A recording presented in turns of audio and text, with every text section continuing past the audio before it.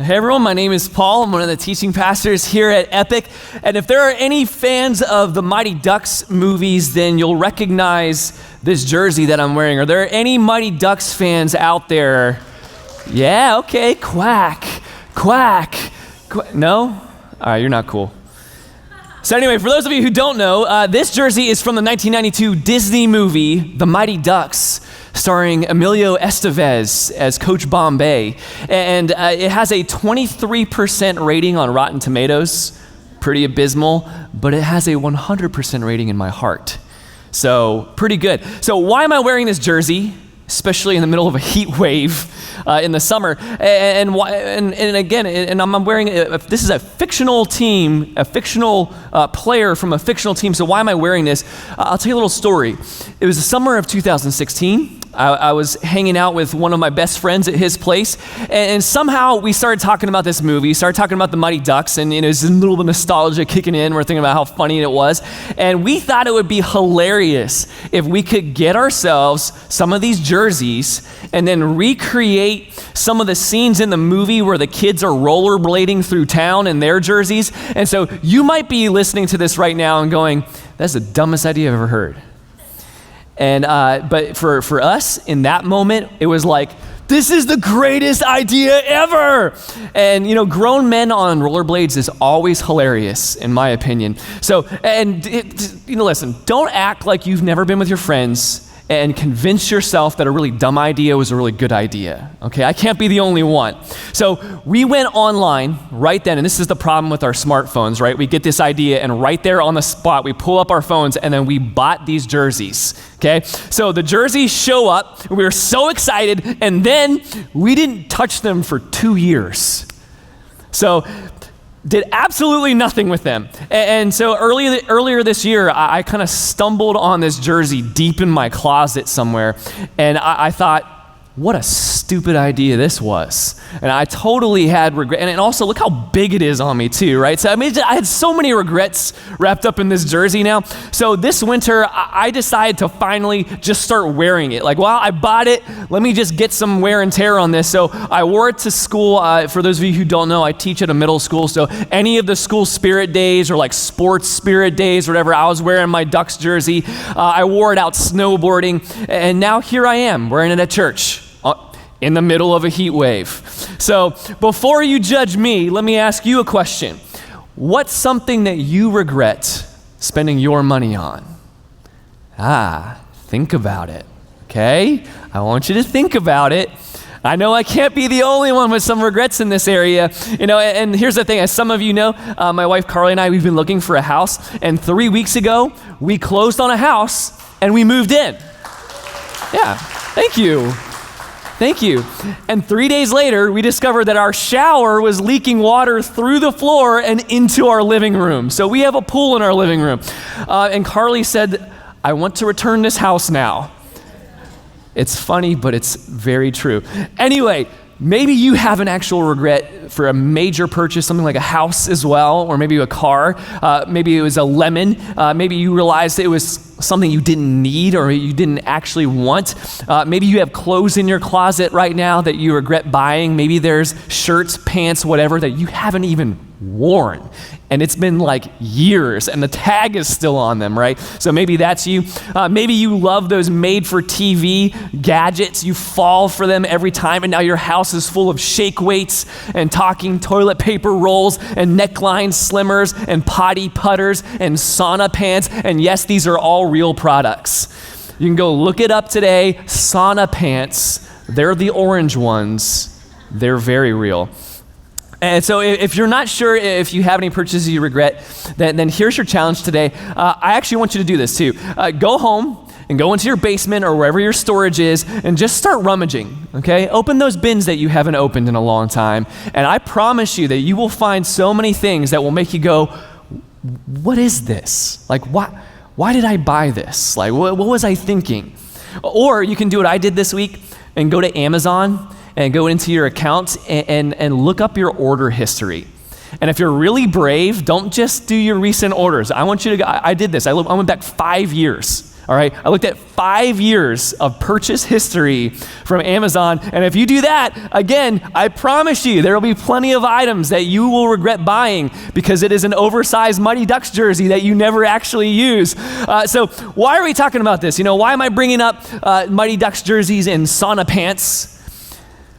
Well, for all the money that we spend that can lead us to regret, I do believe that there's a way to spend our money that won't lead us to regret. And so we're in this series called This Is Love, and it's 3 weeks where we want 100% of us to give and serve and love in very specific ways so that we can have a significant impact on our city.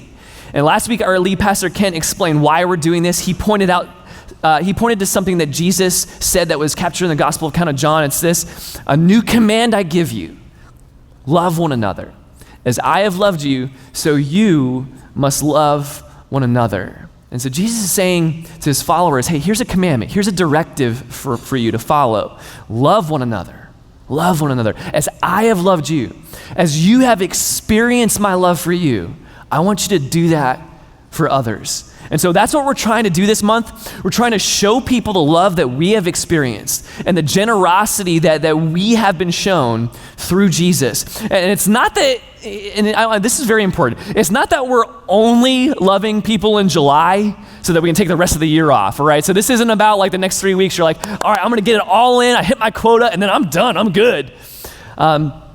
This is a concentrated effort to demonstrate what it means to be a follower of Jesus in the city of Philadelphia. This is something that we hope continues far beyond this month, that we would continue to grow as people who give and serve and love in tremendous ways. And today we're specifically focusing on the giving aspect of This Is Love. And like I said, there are a lot of purchases that we make, things that we buy that we regret. I've done it, you've done it, we've all done it. But something that I have learned over time, and this took me a long time to get there, and this is with me having the right voices in my head, the right people teaching me the right things my whole life, but it took me a long time to get this, that I can keep trying to buy the things that will supposedly make life easier and better, but the best life that you can live is a life of generosity. I mean, you can keep on trying to buy your way there, but the best life that you can live is a life of generosity. And so if you're someone who has learned over time to be generous, then you've most likely discovered the same thing. And here's the thing, I really do think that generosity is a thing you have to learn. You have to learn generosity. And if you're anything like me, then you have to constantly and continuously learn how to be generous. The Apostle Paul wrote a letter to his protege, Timothy, about the church in Ephesus. And Paul had started a church there, and then he left this guy Timothy in charge. And a lot of the letter that Paul writes to Timothy was about how to help this church grow up. So the church got started, it was doing great things, but now it's time for the church to grow up. And toward the end of this letter, he addresses all these issues surrounding money. And so this is part of that letter and part of that section about money that Paul writes to Timothy. He says, command those who are rich in this present world. And I would just keep a note of this for a second. Command those who are rich in this present world not to be arrogant, nor to put their hope in wealth. And just for a second, I gotta let you know that this is a struggle for me. It really is. Like I really catch myself constantly trying to find my peace and my comfort and my hope really in wealth, in money. And so Paul is saying, hey, command those who are rich not to do that, not to put their hope in wealth, which is so uncertain, but to put their hope in God, who richly provides us with everything for our enjoyment. And then verse 18, command them to do good, to be rich in good deeds, and to be generous, and to be willing to share. Now, I want you to notice this, that Paul actually writes this twice, to command those who are rich, command them. And the word that he actually uses here is a little bit closer to the word instruct or to teach. So actually, I think that's a better word to use. So he's actually saying, teach those who are rich. Teach those who have to be generous. Teach them to be generous. And so I think there's great wisdom here for us. And I think that this speaks to a really pervasive myth in our culture that a lot of us have bought into, including myself. And it's this, here's the myth, that I'll be more generous when I have more money.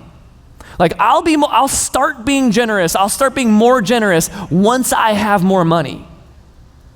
And I think there are a lot of us here today who have been in this place or who are there right now, like where you think this, like, I want to be a generous person. I don't think there are many of us here who would say, I don't really want to be generous at all. That doesn't sound like it's for me. I think that deep down, we all want to be generous, right? And we would say that, like, I want to be generous. Like, I know it's a good thing. I want to be generous, but I'm not as generous as I'd like to be, but it's because of my situation right now. Like, I'm not as generous as I like to be because it's because of my situation right now. I'm not making as much money as I would like to yet, or just like in this season of my life, or I've got some things going on right now that make it really tough. So as soon as I take care of some of this, as soon as I get that promotion, or as soon as I get to this point, or as soon as I take care of this stuff, then I'll be sure that at that point, then I'll start being generous, or I'll start being more generous. But did you know this? That the overwhelming research shows that the wealthier people become in this country, the less generous they are. And I mean, it's overwhelming. For sure there are notable exceptions, right? We can always point to the exceptions. Oh, there's this person, and there's this person, and there's Oprah giving cars away. But overwhelmingly, the wealthier you become in this country, the less generous people are. And there are many different studies about this and many different reasons for that, but I think for right now, it's just important to be aware. Like, I want you to know, I want everyone here to know that, like, to just absorb that for a second. So many people say, I will become more generous once I become wealthier, and the statistics just show that the wealthier people become, that doesn't happen. Okay?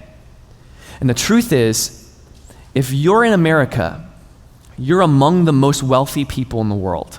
And even if you don't feel that way, okay, and I get that. Maybe you don't feel like you're wealthy, maybe because of where you are right now, the people you're surrounded with, but just know this, please, beware of the temptation to put off generosity until tomorrow.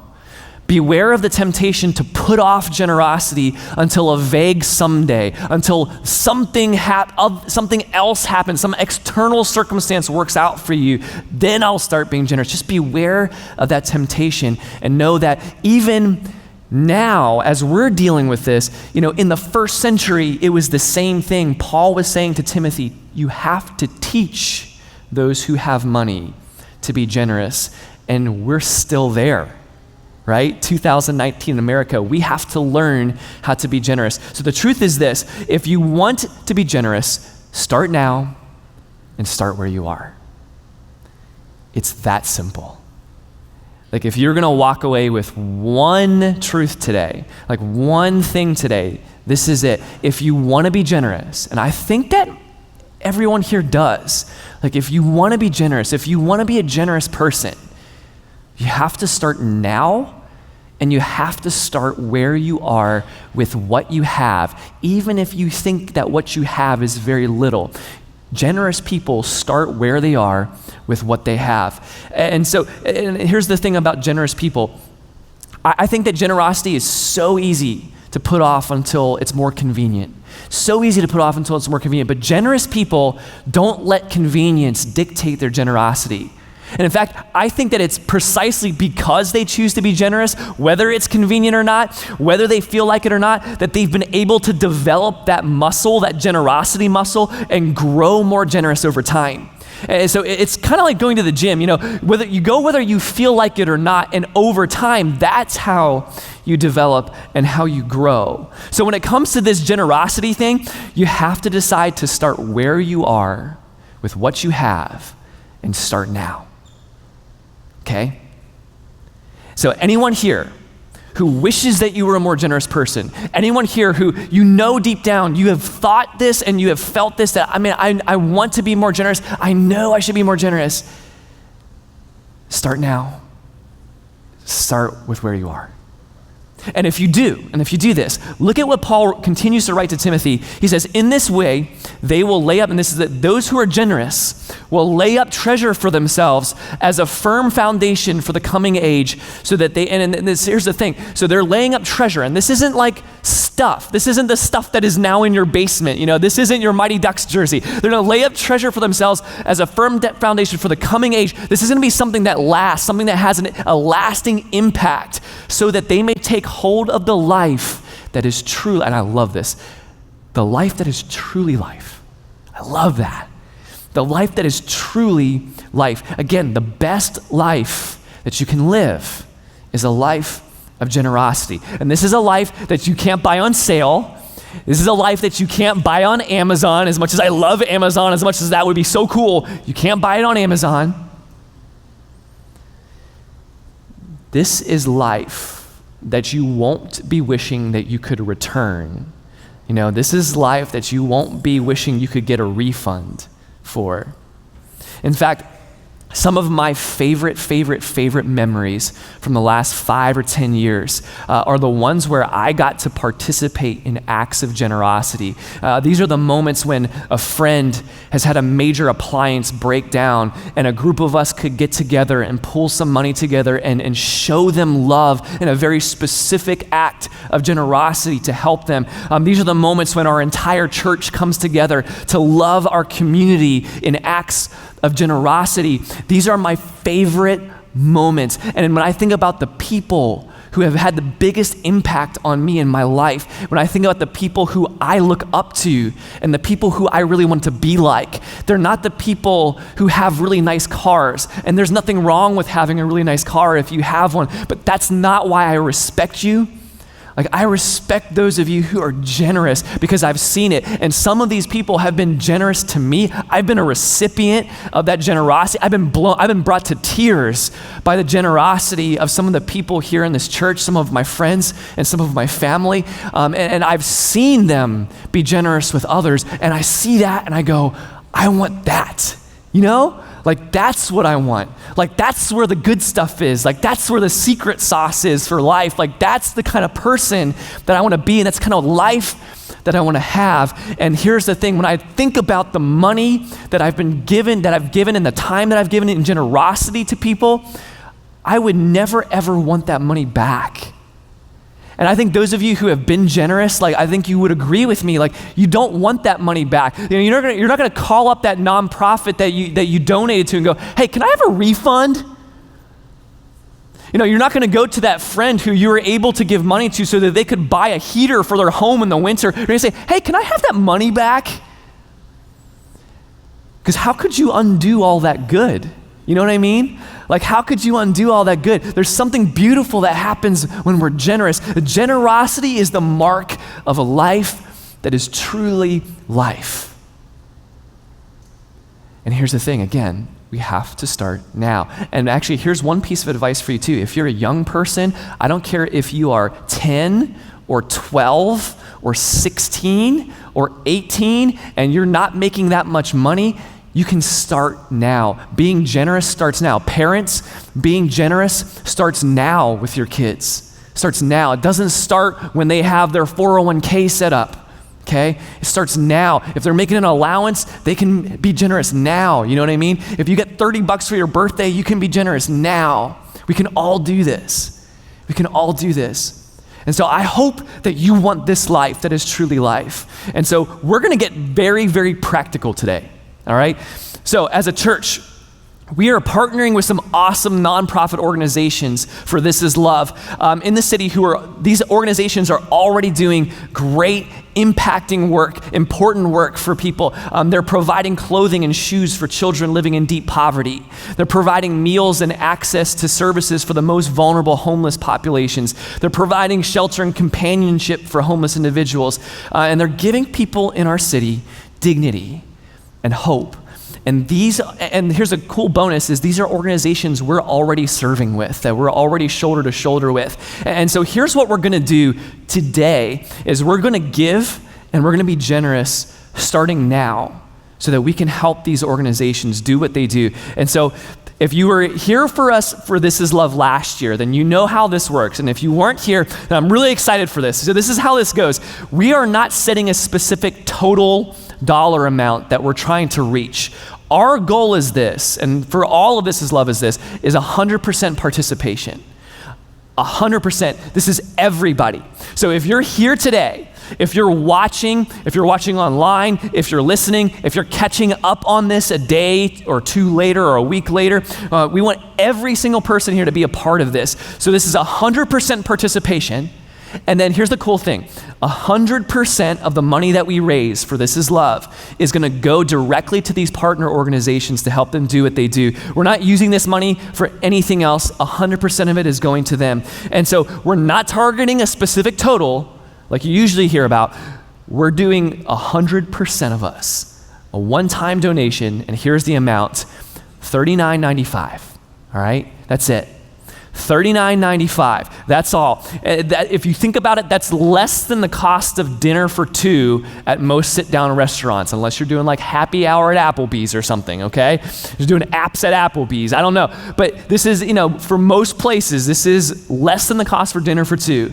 Now, for some of you, this amount may not be much of a sacrifice. Like this amount doesn't even make you blink. Like you're not even blinking when you see this. So here's all I'll say is I would use this as an opportunity to test, to grow that generosity muscle, all right? Now, for some of you, for others who are here, this might actually be a sacrifice. And particularly right now, with whatever you have going on, I don't know what's happening in your world and in your life right now. So this might be a little bit of a sacrifice. But I think what's important here is that you might be taking your first deliberate steps to be generous. Because remember, if you want to be a generous person, you got to start now, okay? You got to start now. There's no waiting. And here's the bigger picture that I love. That we get to do this together, that we're doing this together, that this is all of us, every single one of us, doing this together, being generous together, acting as one body, acting as one church to make a very significant, targeted impact in our city. So now, if 100% of us do this, let's just do some easy math. I'll give you an example. Let's say that 1,500 of us give this amount, even just this amount, 100% of us, 1,500 of us, that's just short of $60,000. So if 100% of us give $39.95, that is just short of $60,000 that goes directly to these organizations.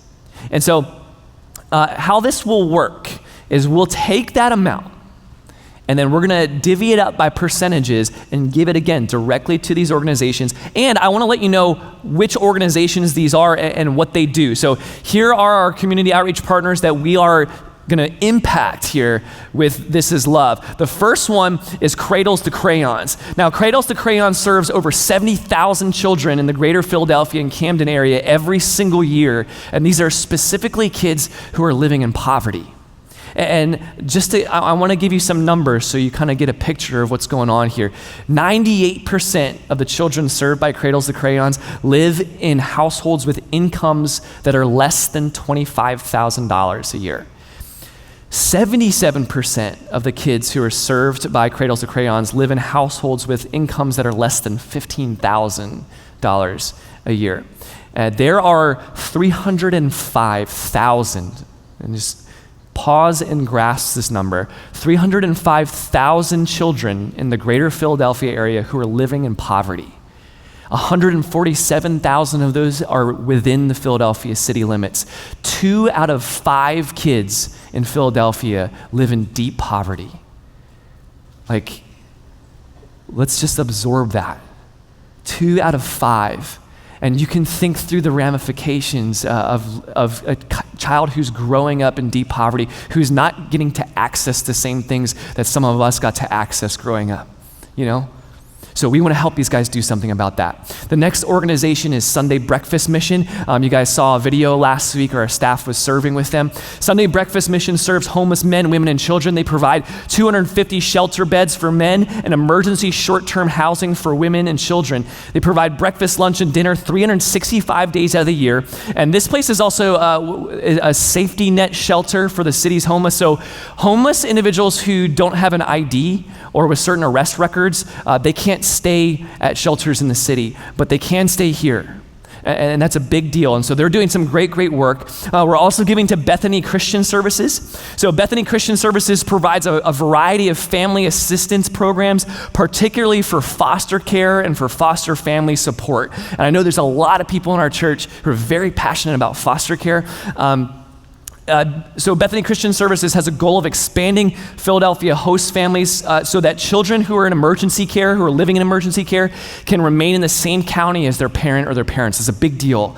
And if you know anything about foster care, you know that the foster care system needs a lot of good support and good people and good organizations doing work like this. So again, we want to help them provide that. And lastly, we have SriHut, which is student-run emergency housing unit in Philadelphia. So these guys began as an initiative of Philadelphia area college students who they house individuals experiencing homelessness during the coldest months in the winter and help connect them to the services they need to climb out of homelessness. And so they've now identified, I think this is really interesting, they've now identified the need to have a shelter that admits animals with their owners as well. So sometimes the only consistent love that someone who is experiencing homelessness receives or experiences is through their pet. And it's the only companionship they have. It's the only way that they don't feel lonely. So this is a big deal. And so SriHut has been actively working to open a unique pet-friendly homeless center. And they're about to break ground on its first village of small homes for people and their pets who are experiencing homelessness in the Port Richmond area. So that's awesome. And I can see that as a pet owner myself, like that just speaks to me. Like that's such a big deal. So this is what we're supporting. This is what we're doing. We're putting our money where our mouth is, and we're going to show up with generosity to love our community and to love our city. So this is what I love about this right now, the privilege that we get now, the opportunity that we get now. These organizations are directly impacting people's lives. So when we're giving this to them, you're not just funding an organization, you're funding life change for people. Like you're funding practical hope for people. And this is the kind of thing that you will not look back on and regret, you know? Like this is the thing that you're not gonna wanna refund for because you know that you've made a real, like lasting impact and a difference in someone's actual life here in our city. So that being said, like, are you with me on this? Can we do this? Are you ready for this? Yes? All right, good. Some of you are like, I don't know. I think we can do this. So in just a minute, we're gonna actually give you time to give, like give right now, give here today. So there are 3 ways that we're gonna give to do this, all right? The first one is to send a text to 77977 that says Epic Church, just one word, all right? Epic Church. Make sure you get both C's in there. I tested this out last night, sent a text, and it shoots you a link. You just click on the link, all right? It works great. The second way is to go to epic.church/give. It goes directly to our giving page, and then you'll see a little button right there at the top that says Give Now. Hit that button, you'll be on the giving page. The third way that you can give today is through giving the envelope that you got on your way in. So it looks just like this, and if you open up that envelope, you'll see here, you can give cash, check, you can even provide your credit card information, so you can give this way as well if you're not like a phone person, all right? So you have the envelope, you have your phone, and then for all of these options, whenever you have the giving type, that will pop up, like online it'll say like giving type, and on the envelope it has an option for you to select this. Make sure you select This Is Love so that we can designate those funds properly. So when you give, select This Is Love, and 100% of that goes to those organizations that we just talked about. So this is a a moment that I'm very, very, very excited about. I know Richard, who's one of our staff members who has organized so much of this, he was telling me this week that he loves like just watching, he can watch the numbers like come in, and he just watches it like light up and ding, and it's like just this amazing thing. And last year we were able to do some incredible things. This year, I want more. Okay, I want more. Let's be people who are generous. Let's be a church that's generous. Let's live life the way it was meant to be lived, by sharing the love that's been shown to us and then giving it away to others, okay? So here's what I want you to do right now. Everybody, I want you to get out your phones. I want you to get out your envelopes, all right? And we're gonna take a few minutes right now, literally right now. I want you to give while the band plays, all right? So here we go. Ready, set, give.